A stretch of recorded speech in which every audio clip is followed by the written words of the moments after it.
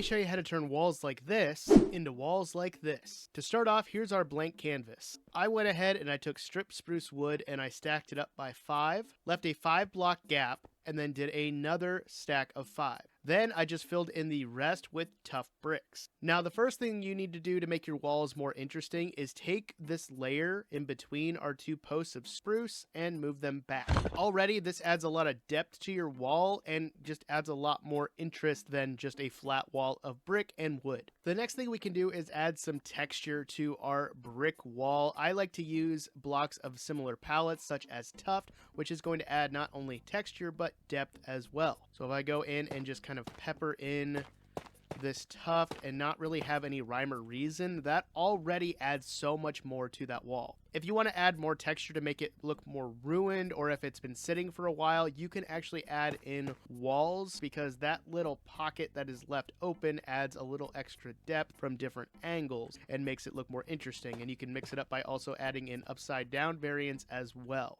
If you have a spot in your wall that's surrounded by 4 blocks on each of the sides, you can actually replace that with a wall as well to add even more depth. But we're just going to keep it simple and just do a very basic texture of the tough bricks and the tough block. Then you can also take one of my favorite decorative blocks, which is the barrel. Barrels work great for corner pieces of either houses, but I love using them in walls as well. I like to take out the bottom and the top block of the wall post, so it just adds a little bit more definition and makes it stand out a little. So I'll just go ahead and do that for both of these, and there we go. Now please be aware, if you use barrels in walls or in houses just like this, if you have villagers nearby, they might pathfind to it and become fishermen, so just be aware of that. Then we can come in with stairs, slabs, and trapdoors and make even more depth to this wall. I like to come off of the barrels and have an upside down stair on the top, as well as a regular stair on the bottom. This gives sort of a circular pattern that I've seen a lot in hobbit hole style builds, but I love using it in walls like this. Then we can also connect up the top part with slabs, and then take our trapdoors and off of the base of the stairs, go ahead and build them up like so. And there we go. If you want to add more to the top of your builds, you can also go every other block with a slab. And if you want to spawn proof it, go ahead and add trapdoors in between those as well, but you don't need to.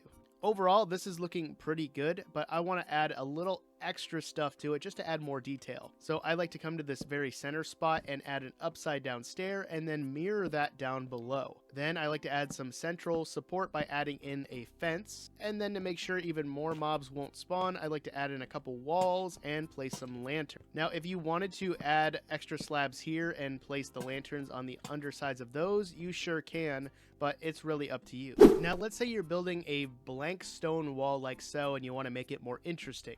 We could take a lot of the same ideas from the previous wall and adapt them here. So one of the first things that I like to do with walls is test out gradients, because I'm not very skilled at them, but I'm continuously trying to get better. And one of my favorite ones to do is a moss gradient. So we can come on into the base of this wall and just build up a little bit with some moss block. And then I like to go in and pepper in some very plain mossy stone bricks. But to add some ruinedness to this, we can add in some cobbled mossy cobble blocks, you know what I mean. Then we can add in some regular cobblestone and just bring it up a little bit so that way it's kind of scattered organically. And then we can add in a variant of the mossy stone bricks with some regular stone bricks as well. And for some added texture, add in some andesite. And already, this wall is so much more interesting than flat stone. Sometimes I even like to add a railing of walls going up the sides, because this also adds some depth and texture and just brings it out a little more. But let's say you're going for a more medieval style with this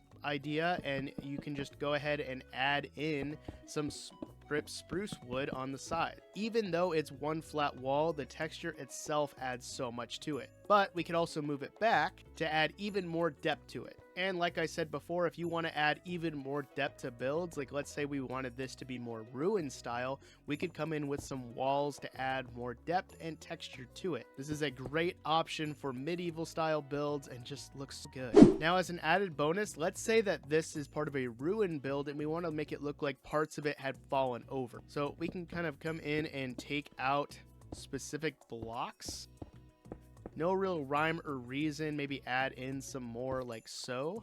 But then I like to think of, where did these blocks go? They couldn't have just disappeared. So I like to imagine them falling on the ground in front of it. So let's say that we add in some cobble into the ground. Maybe some moss is spread out in front of it, including some mossy stones just like that. And already this is so much more interesting. Now, is this part technically a wall? No, it's more of a ruined build. And again, don't mind my hair floating in front of me. But I hope this kind of gives you an idea of how you can make walls a little more interesting. I hope this video helped in any way, shape, or form. I wanted to say that I am not an expert builder by any means, but I like to share what I like to do and see if that helps anybody out. But now that you know a little bit more about building walls, maybe you want to know how to use the banner, and you can click this video in the top right corner. Take care now. Bye-bye then.